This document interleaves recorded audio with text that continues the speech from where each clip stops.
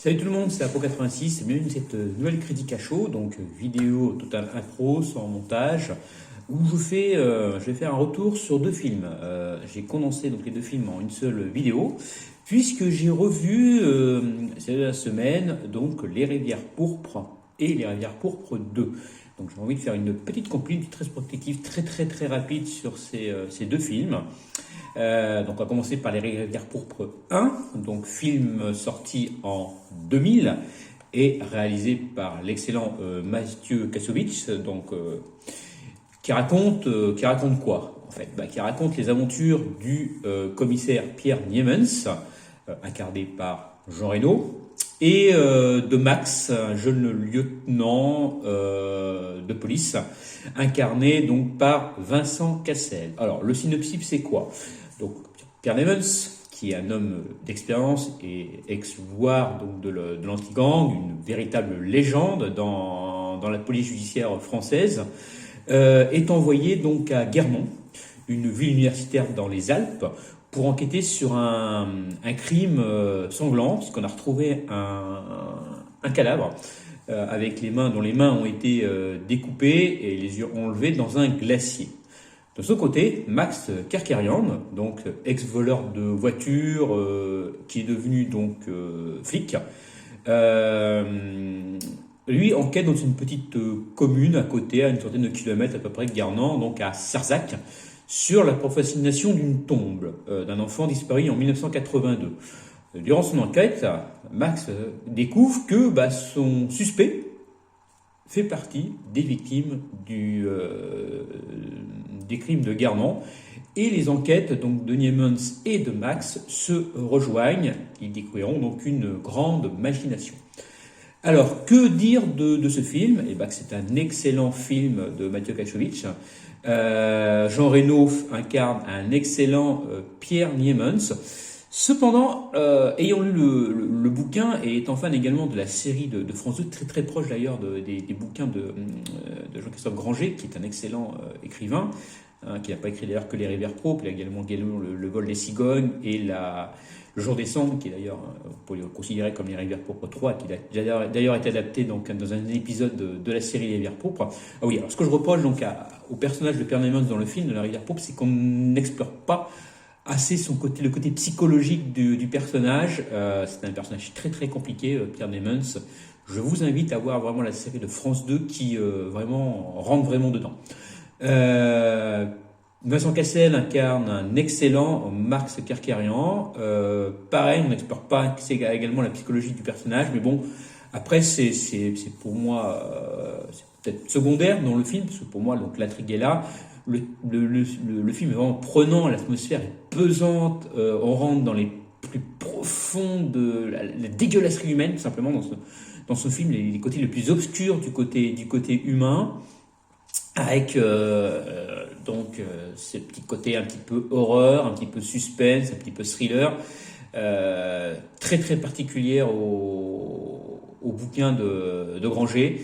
Bref, c'est un excellent film auquel je mettrai la note de pas mal, enfin l'appréciation pas mal sur Captain Watch, et la note de 7 sur 10 sur Sens Critique. À noter que ça fut le dernier film dans lequel Vincent Cassel a été en collaboration avec Kassovitz. Mais ça, on reviendra plus tard peut-être sur le film dans un retour je pencherai peut-être sur Les Rivières Pourpres 1, plus en détail, comme je dis, dans un retour sûr. On va passer donc aux Rivières Pourpres 2, qui lui est sorti un peu plus tard. Alors je n'ai plus la date. Il est sorti ici. Lui, il est sorti en 2004, donc 4 ans après, toujours réalisé par Kassovitz, toujours avec Jean Reno dans le rôle du commissaire Niemans. Par contre, comme je vous dis, comme c'est Vincent Cassel, ne collabore plus avec Kassovitz, et d'ailleurs se sont brouillés depuis ensemble, donc des histoires un peu privées. C'est donc Benoît Maginel qui incarne l'acolyte le deuxième protagoniste dans l'histoire. Je vais un peu vous raconter ça. Scénario écrit par Luc Besson, puisque ce n'est pas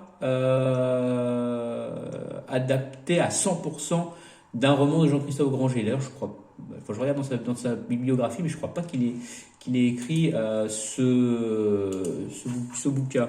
Je vais regarder. Jean-Christophe Granger, journaliste et écrivain. Bibliographie, roman. Non, il n'a pas écrit Les Rivières pourpres 2. C'est un scénario 100% inventé par Luc Besson. Et malheureusement, ça se ressent. Je vais vous faire un petit résumé du synopsis, si je peux, parce que ce scénario est vraiment très compliqué. Donc Pierre Nemons, qui est désormais à la tête, alors on ne le dit pas dans le film, mais je vous le dis quand même, qui est à la tête donc de l'OCCS depuis ce qui s'est passé donc à Guernon. Donc OCCS, c'est l'Office central contre les crimes de sang, donc une entité un petit peu confidentielle au ministère de l'Intérieur, où il a entre guillemets carte blanche pour enquêter sur tout ce qui est crime de sang, donc les crimes où il y a très peu d'indices bizarres, où il y a très peu d'indices, où il peut y avoir également des crimes en série. Donc on envoie Niemans et son équipe directement sur les lieux, puisque c'est lui qui a le plus d'expérience dans ce sujet-là. Donc Niemans retrouve donc emmuré dans un monastère donc un homme. Donc il y a des signes ésotériques gravés autour de lui et un étrange rituel lié à son sacrifice qui n'est pas sans rappeler comment sont morts les apôtres. Et peu à peu, donc on découvre des crimes en série qui ont un rapport effectivement aux différents apôtres. De son côté, Reda, jeune capitaine de la police, ex-élève de Niemans, découvre l'exact sosie de Jésus à demi-mort au pied d'une église. Il croit d'abord donc avoir affaire à un illuminé, et il se rend compte que c'est un rapport avec l'histoire liée à Niemans. Et l'élève et le maître, entre guillemets, s'associent pour résoudre une affaire assez alambiquée, on va dire. Alors, que dire de ce film ? Qu'il est pas bon. Il est vraiment beaucoup moins bien que le premier. Le scénario est complètement bancal et complètement incohérent. On comprend. Je l'avais déjà vu, Les Rivières pourpres, je l'ai revu la semaine dernière. On comprend pas grand-chose au scénario. Les personnages secondaires il y a Christopher Lee qui incarne un ministre de la Culture. On sait pas ce qu'il fout là. Il est même très mauvais dans ce rôle. Bref, c'est pour moi un film complètement dispensable et je pense que Jean-Christophe Granger doit pas tellement aimer ce film. J'ai pas l'opinion de l'auteur sur ce film, mais je pense qu'il doit pas très bien l'apprécier, à savoir qu'il y en a eu même un troisième en téléfilm de fait, un Rivière pourpre 3, qui s'appelle, j'ai du mal, c'est tellement inoubliable ce film que je n'ai oublié le titre. Il s'appelle je vais le trouver. C'est pas Les Rivières pourpres 3 en fait, c'est le vrai titre. C'est La Marque des Anges Miserere, donc Depardieu en Niemans, je vous laisse imaginer, et Joe Star qui lui forme le deuxième acolyte un flic d'Interpol dans l'histoire. Je ne vous ai même pas vous en parler de cet opus, de ce Rivière pourpre 3, tellement il est mauvais. Il est vraiment mauvais. Voilà. Donc moi par contre je vous invite à vraiment, je le répète, je vous invite à voir la série de France 2 qui est une superbe adaptation des romans de Christophe Granger. Donc le jour des cendres pour commencer. Après les autres, ce sont des écritures, des créations originales France TV, mais sous la supervision de Christophe Granger. Et là vraiment on retrouve vraiment l'univers des bouquins et ce que Granger veut vraiment dégager de ces bouquins.